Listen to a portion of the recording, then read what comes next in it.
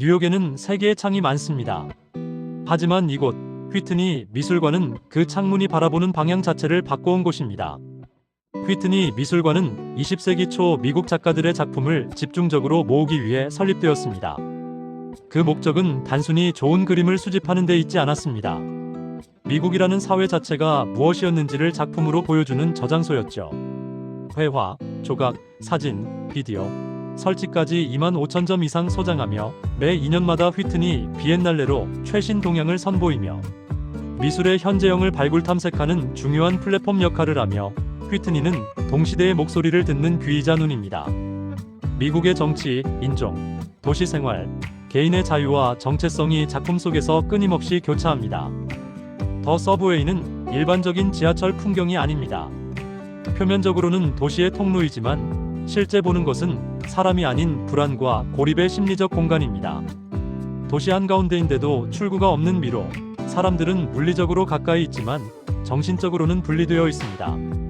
마치 현대 사회의 공동체적 고립감을 그려낸 듯합니다. 중앙 여인부터 주변 인간 군상까지 전부가 설계된 어긋난 균형입니다. 중앙의 여성은 붉은 옷은 색 대비로 시선을 끌지만 그녀는 나아갈 수 없는 자세로 서 있으며 불안과 정체를 동시에 상징합니다. 지하철 구조는 각 출구가 존재하지만 수수께끼처럼 어디로도 이어지지 않고 길은 한 방향 대신 미궁처럼 확장됩니다. 이 그림이 무서운 이유는 아무 일도 안 일어난다는 점입니다. 가게 셔터는 내려와 있고 유리창은 햇빛을 받는데 사람의 기척이 없습니다. 호퍼는 이 공백을 단순한 고요가 아니라 도시가 잠깐 숨을 멈춘 순간으로 만들어버립니다. 색은 따뜻한데 정서는 차갑습니다. 벽돌의 붉은 기운과 창의 초록빛이 살아있는데 그 생기가 사람 대신 건물에만 붙어있어요. 그래서 관객은 아침을 보는 게 아니라 아침이 올 때의 고독을 보게 됩니다. 구도도 교묘합니다. 수평선이 길게 깔리고 간판과 창이 반복되면서 리듬이 생기는데 그 리듬이 오히려 탈출구 없는 일상처럼 느껴집니다. 휴일의 평화가 아니라 휴일에 더 크게 들리는 도시의 정적에 가까워요. 햇빛이 주인공인데 호퍼는 그 햇빛을 따뜻함으로 그리지 않습니다. 흰집 벽에 박힌 빛은 거의 차갑고 단단해서 마치 현실을 박제하는 조명 같아요. 두 여성은 같은 공간에 있지만 서로의 온도는 다릅니다. 한 사람은 신문을 읽고 다른 한 사람은 난간에 걸터앉아 멈춰 있습니다. 시간의 정지처럼 이 그림이 계속 마음에 남는 건 표정 때문이 아니라 거리감의 설계 때문입니다. 집과 나무가 만들어내는 안전한 프레임 안에서조차 인물은 편하지 않습니다. 관객은 평화로운 오후를 감상하는 대신 평화가 왜 불안으로 보이는지를 자꾸 따지게 됩니다. 폴록의 숫자, 그림은 무작위 낙서가 아니라 속도, 거리, 중력의 기록입니다. 가까이서 보면 선이 겹치고 튀고 멈춘 흔적이 보이는데 그건 감정의 폭발이 아니라 몸이 이동한 궤적에 가깝습니다. 넘버 27은 특히 넓게 펼쳐져서 관객이 그림을 정면에서 감상하기보다 그 안을 걸어다니는 느낌을 받게 합니다. 어디가 중심인지 없고 어디서 시작하는지도 없어요. 그래서 이 작품은 완성된 이미지가 아니라 지금도 진행 중인 사건처럼 보입니다. 닐은 인물을 예쁘게 정리하지 않습니다. 오히려 선을 긋고 피부를 불안정하게 만들고 표정을 애매하게 둡니다. 그 결과 인물은 포즈가 아니라 사람의 사정으로 존재해요. 헵 웨일러는 특히 시선이 중요합니다. 인물은 카메라 앞에서 꾸민 사람처럼 보이지 않고 마치 내가 여기 있어야 해서 있는 사람처럼 보입니다. 닐의 강점은 인물의 정치성이나 시대성을 억지로 상징화하지 않고 몸의 자세, 눈의 피로, 입의 긴장 같은 현실적인 디테일로 드러낸다는 점입니다. 닐의 초상은 심리 묘사라기보다 심리의 표면 장력입니다. 붉은 입술, 큰 눈, 과장된 장신구가 먼저 보이지만 그 화려함이 오히려 보호막처럼 느껴져요. 즉, 이 인물은 꾸미고 있는데 동시에 숨고 있습니다. 붓질은 정교하게 매끈하지 않고 살아있습니다. 그래서 얼굴이 한 번에 확정되지 않습니다. 관객은 계속 묻게 돼요. 이 사람은 자신을 보여주는 걸까, 가리는 걸까? 닐은 그 질문 자체가 초상화의 핵심이라고 믿는 쪽입니다. 이 작품이 강한 건 가족을 따뜻한 정서로 먼저 포장하지 않기 때문입니다. 형태는 단단하고 덩어리는 무게가 있고 서로의 거리는 가까운데도 긴장감이 있습니다. 즉, 가족이란 단어의 달콤함보다 현실의 책임과 버팀이 먼저 보입니다. 인물들은 어떤 사건의 주인공이 아니라 삶이 지속되기 위해 필요한 중심축처럼 서 있습니다. 그래서 이 그림은 가족을 미화하지 않으면서도 동시에 가족을 무너지지 않게 만드는 힘을 말합니다. 한밤중의 거리 장면인데 이 그림은 밤을 어둡게만 쓰지 않습니다. 푸른 어둠이 화면 전체를 감싸는 가운데 인물들의 옷과 표정, 몸짓이 리듬처럼 튀어 올라옵니다.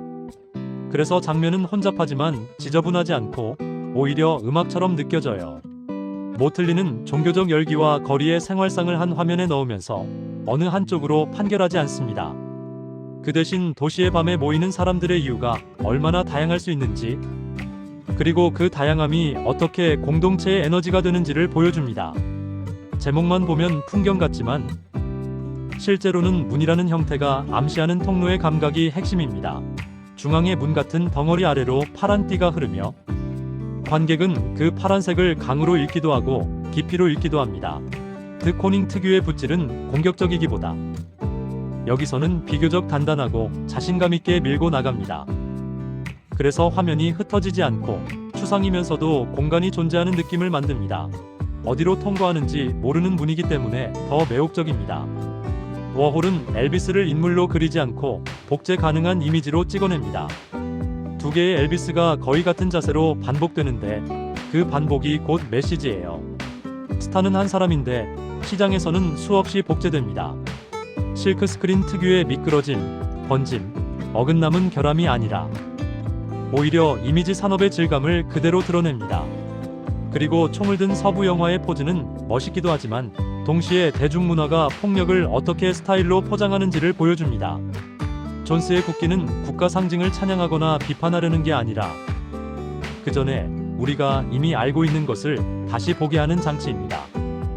새 겹이 깃발이 겹치며 실제로는 회화인데 거의 부조처럼 두꺼운 물성을 가집니다. 핵심은 엔카우스틱, 즉 왁스에 안료를 섞은 기법입니다. 붓질 하나하나가 굳어서 표면에 남기 때문에 국기는 매끈한 기호가 아니라 만질 수 있는 물체처럼 바뀝니다. 그러면 질문이 생깁니다. 이건 상징인가, 물건인가? 존스는 그 모호함으로 회화를 20세기 이후의 언어로 바꿔버렸어요. 낮이 아니라 밤의 공기를 사람의 군중 속 고립으로 바꾸는 호퍼의 초기 걸작.